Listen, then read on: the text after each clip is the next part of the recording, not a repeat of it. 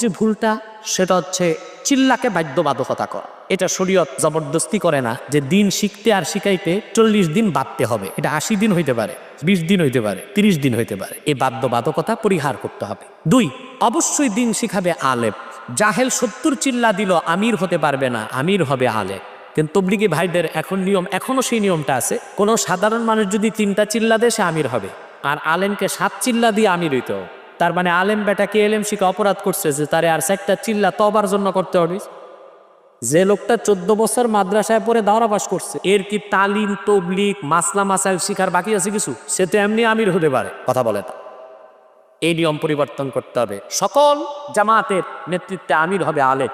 3, কোন আলেমের উপস্থিতিতে তবলিগের কোন জাহেল যত পুরান হোক, 80 বছরের পুরান সাথী, সে কোনো নসিহত করতে পারবে না। কারণ ফতোয়া আলমগিরিতে এসছে, লা ইয়াজুজু লিআওয়ামিন নাসি আইয়ামুরা আলিমান আউল কাজী আউল মুফতি। কোনো সাধারণ মানুষের জায়েজ নয় যে সে কোনো আলেম, কোনো বিচারক কিংবা কোনো মুফতির সামনে ওয়াজ করবে, এটা জায়েজ না। এই কাজগুলো সংশোধন করলে দেখা যাবে তবলিগ জামাতের ভাইদের দিয়ে দিনের বড় বড় খাদ্য সৌভ হয়। আজ তাবলিগ জামাতের ক্ষেত্রে 2 দল মারামারি করে মরে যাচ্ছে, সাত গ্রুপ আর জবায়ের গ্রুপ। কেন তাবলিগের ভেতরে 2 দলে মারামারি করে মরবে কেন? কারণ তাবলিগের প্রতিষ্ঠাতা যিনি মাওলানা ইলিয়াস ইসলাম কোন পথে আল কিতাবুল মালফুজাত নামে এই কিতাবের 51 পৃষ্ঠায় আছে, তিনি এই দাওয়াতের যে সিস্টেম চলছে তামাম দুনিয়াতে, এটা তিনি স্বপ্নে পেয়েছিলেন। আমরা জানি নবীদের স্বপ্ন ওহী হয়। নবী বাদ দিয়ে সাধারণ কোনো মানুষ যদি স্বপ্নে দেখে, ওইটা শরীয়তের দলিল হতে পারে না। নবী কেউ তো তাবলিগ করেছিলেন। আল্লাহ পাক বলেন, ইয়া আইয়ুহার রাসূল বাল্লিগ মা উনজিলা ইলাইকা মির রাব্বিক। হে রাসূল, আপনি তাবলিগ করেন। কি দিয়ে করবেন? আপনাকে আমি যেটা দিয়েছি কোরআন দিয়ে তাবলিগ করবেন। আর আমরা দেখলাম নবীজি কোরআন দিয়ে তাবলিগ করেছেন, সাহাবীরা তাবলিগের সাড়া দিয়েছেন।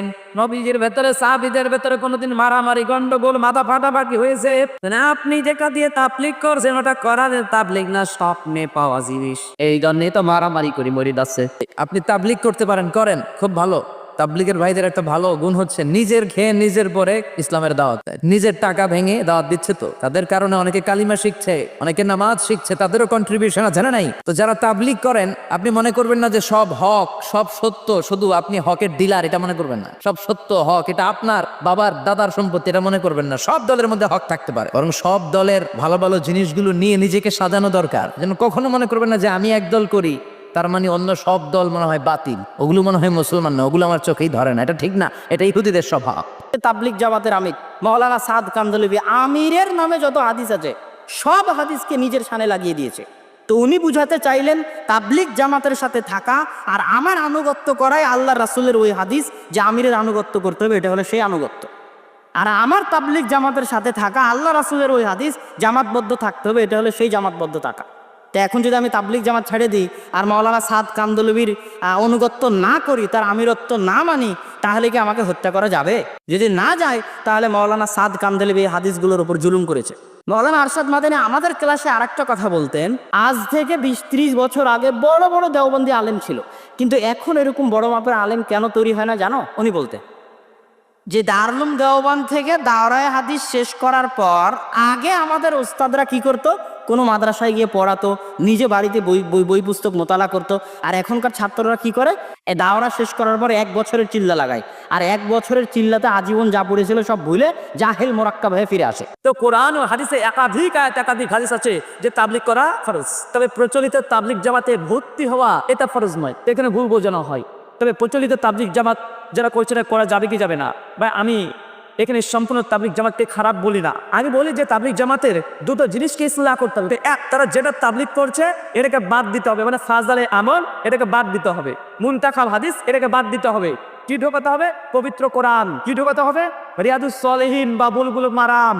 এই বই দুটোকে পরিবর্তন করে যদি 2টো বই দেন, আলহামদুলিল্লাহ আমরা এদের সঙ্গে একমত আছে কি নাই? 2 নম্বর 3 দিন 7 দিন 40 দিন 4 মাস এই দিনক্ষণ এটাকে বাতিল করতে হবে। তো তাদের এই 2টো কাজ হচ্ছে সুন্নাহ সম্মত নাই। তার জন্য আমরা বলি প্রচলিত তাবলিগ এটা করা যাবে না। কেন?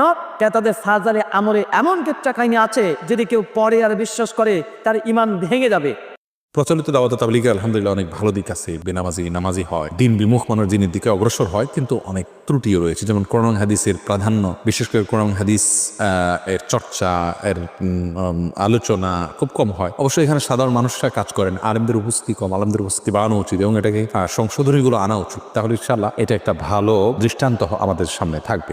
তবলিগ জামাত অনেক ভালো কাজ করছে, আবার তাদের কাজের ভিতর অনেক ভুলভ্রান্তি আছে। দিনের দাওয়াত খুবই ভালো, দাওয়াতের জন্য সিস্টেম তৈরি করা খারাপ না, কিন্তু সুন্নতের বাইরে কোনো সিস্টেমকে ইবাদত মনে করে, যেমন চিল্লা, রাসূল আজীবন দাওয়াত দিয়েছেন, কোনো সময় চিল্লা দিয়ে দাওয়াত দেননি। আপনি যদি মনে করেন আপনি 30, 20, 40, 50 বিভিন্ন সময়ে বিভিন্ন সুযোগে আমরা যাব, এটা দোষের কিছু নেই। 2 নম্বর কথা, দাওয়াতের মূল হলো দাওয়াত, বেরোনোটা কিন্তু দাওয়াতের কোনো ইবাদত না। দিনের জন্য সফরে আলেমদের সোহবতে সময় কাটালে অনেক বরকত আছে, তবে এগুলোর জন্য বেদাতে চলে না যায়, এদিকে খেয়াল রাখতে হবে। ফাজাইলে আমল একটা বই, পুরনো অনেক বই এরকম আছে, সহি জয়ীব মেলানো আছে, তবে এটাকে সিলেবাস করা অনুচিত। তবলিগের সিলেবাস হওয়া উচিত নববী, কোরআন, ইয়াতুল আয়াতি ওয়া ইউআল্লিমুহুল কিতাব ওয়াল হিকমা, সুন্নাহ। সেটা হলো মুনতাখাবুল হাদিস, এটা পুরো হাদিস ভিত্তিক, এবং হায়াতুস সাহাবা, এটাও সাহাবীদের জীবন ভিত্তিক। বাকি পরবর্তীদের হেকায়াতগুলো আমাদের দিনী দাওয়াতে ব্যবহার না করা উচিত। বিশেষ করে যারা বেআমল, যে সকল মুসলিমরা ইসলাম থেকে দূরে সরে আছে, তাদেরকে ইসলামের আমলের দিকে আহ্বান করে আমলের সঙ্গে জুড়ে দেওয়া, বেনামাজিদেরকে নামাজি বানানো, যারা পর্দা করে না তাদেরকে পর্দানসীন বানানো, এই জাতীয় একজন মুমিনের জীবনে আল্লাহর হুকুম বাস্তবায়ন করার যে আগ্রহ সৃষ্টি করবার ক্ষেত্রে দাওয়াত এবং তাবলীগের মেহনত বিশ্বব্যাপী একটি নীরব বিপ্লব সাধন করেছে, একথা অকপটেই বলা যায়। হ্যাঁ, যারা এই দাওয়াতের দায়ী হন বা যারা এই দাওয়াত দিয়ে থাকেন, তারা ইসলামের সকল বিষয়গুলো, ইসলামের প্রতিটি অধ্যায় বাস্তবায়ন করার উদ্যোগ তারা নেন না, কিন্তু তারা ইসলামের খণ্ডিত ইসলাম মান্য করার দাওয়াতও তো তারা দেন না। তারাও তো এই দাওয়াতই দেন যে জীবনের সকল ক্ষেত্রে ইসলামকে অনুসরণ করতে হবে। সুতরাং তাদের দাওয়াতকে আংশিক ইসলামের দাওয়াত বলাটা যেমন সঠিক নয়, আবার তারা যা করেন সেটাই পূর্ণাঙ্গ ইসলাম, এটা বলারও অবকাশ নেই। তাবলিগ জামাত দ্বীনের দাওয়াতি কাজ করছে, তারা নামাজ শিখাচ্ছে, রোজা শিখাচ্ছে, ওযু শিখাচ্ছে, সুদ ছাড়তে বলে, হারাম ছাড়তে বলে, ভালো। কিন্তু ইসলামের পরিপূর্ণতার দাওয়াত তাদের মাঝে একটু অনুপস্থিত। দিন বিজয়কে অনেকেই তাদের কর্মসূচি বানায়নি, তারা সয়সুলের ভিতরে আবদ্ধ। অথচ বাংলাদেশ তো মুসলিম দেশ, 90% মুসলমান। এখানে আপনি সয়সুল কেন? এখানে আপনার চেষ্টা হবে সব উসুল ইসলামে যা আছে সব বলতে হবে। এই তাবলীগ জামাত যে ভয়ানক জামাত, বিপজ্জনক জামাত মুসলিম উম্মার জন্য, এর বিভিন্ন দিকগুলি এখন তুলে ধরব। এই জামাতের যেসব ভয়াবহতা আর দিক রয়েছে, তার প্রথম যে ভুলটি সেটা হচ্ছে তারা খালেস তৌহিদের দাওয়াতকে পরিত্যাগ করে, তৌহিদের দাওয়াত নেই তাদের, এবং তারা কোরআন সুন্নাহর বিরোধিতা করে থাকে। তাদের মুরব্বীরা যেইভাবে করতে বলে ওইভাবেই করে তারা। দ্বিতীয় যে বিষয়টি, ওকুয়াহাকে কাসির মেলাবেদের বহু বেদাতে তারা ডুবে আছে। 3 নম্বর, যারা তবলিগ ভক্ত তাদের দ্বীনি জ্ঞানের একেবারে শোচনীয়তা, দ্বীনের কোনো জ্ঞান নেই তাদের। 4 নম্বর হচ্ছে দ্বীনের জ্ঞান শিখার আগ্রহ নেই।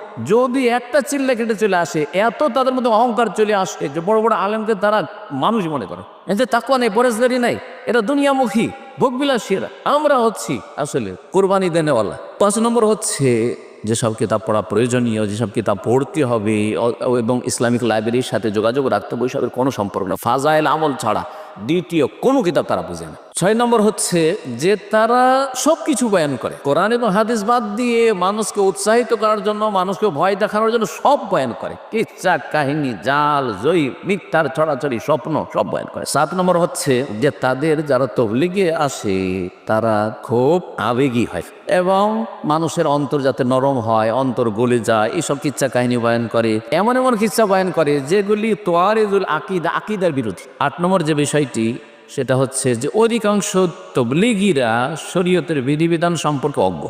আর অজ্ঞ মানুষ যদি চিল্লা দিয়ে বাড়ায়, তবলিগ করে বাড়ায়, তাহলে সে কি শিখাবে? জাহালত ছাড়া, অজ্ঞতা ছাড়া কিছু শিখাতে পারবে? 9 নম্বর যে বিষয়টি সেটা হচ্ছে বড় বড় ওলামাদের মজলিসে কখনো তারা বসতে রাজি না, আলেমদের মজলিসে আলেমদের সাথে বসতে কখনো রাজি না। এই জন্য ভারতের দারুল উলুম দেওবন্দ তবলিগ থেকে সতর্ক করেছে। যখন তারা দেখলো যে আলেমদের উপর এত বৈরিতে, আলেমদের বিরুদ্ধে এত ঘৃণা, তাদের আলেমদের সম্পর্কে বিরূপ ধারণা, তখন সতর্ক সাবধান করতে বাধ্য হয়েছে। অথচ তবলিগ জামাতের পৃষ্ঠপোষক ছিল এই দেওবন্দ। 10 নম্বর হচ্ছে যে না জেনে কথা বলা। 11 নম্বর হচ্ছে জাল জয়ীফের ছড়াছড়ি, হাদিসের নামে জাল জয়ীফের ছড়াছড়ি তবলিগ জামাতের কাছে। 12 নম্বর হচ্ছে যে তাদের পুরোপুরি ভরসা হচ্ছে কিচ্ছা কাহিনী এবং স্বপ্নের ওপর। 13 নম্বর যে বিষয়টি সেটা হচ্ছে যে তাদের সবচেয়ে বড় কাজ হচ্ছে খেদমত, হচ্ছে আল্লাহ রাস্তায় বেরিয়ে যাও।